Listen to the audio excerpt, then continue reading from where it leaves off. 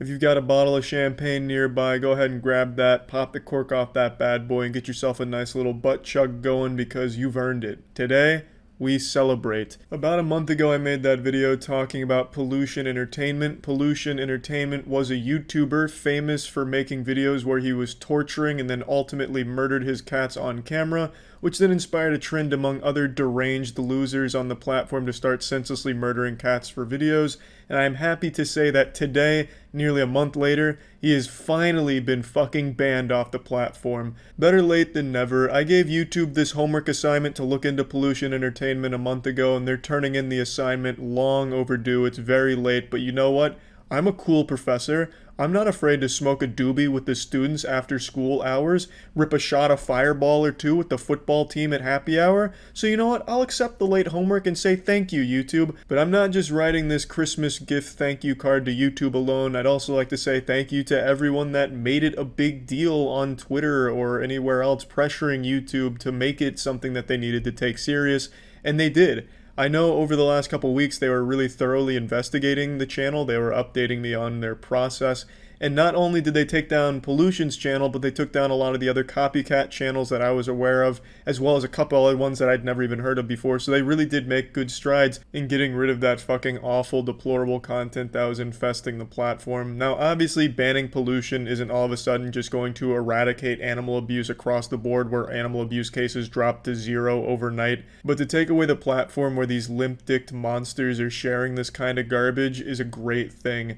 YouTube shoved their ass in his asshole and Pollution is banned, and they did that to other ones as well. So they've now set the tone where if they see these videos again in the future, I like to imagine they'll act a little bit quicker since now they've set the precedent. It should be a lot easier now for when a channel like Pollution's happens to pop out of the fucking sewer. It should be taken care of much quicker since they've already done it now. While YouTube is still obviously not perfect, the sun does shine a little brighter knowing that evil douchebags like Pollution aren't on the platform anymore, and other channels like him all taken out today by YouTube like it was fucking Judgment Day and Terminator 2. And I think that is absolutely wonderful. But again, I know this doesn't absolve them of their past sins, nor does it make them the knight in shining armor who's going to come and listen to every single one of our problems or anything like that. I mean, good example is a couple days ago, there was a video from a channel called Mama Max that was exposing a predator, and they took down the video and said it was because he showed a phone number or something like that. But to take down a video like that, why not just say what the problem was and then say you can get the video back up if you just use the YouTube built-in editing tool to take that one part out?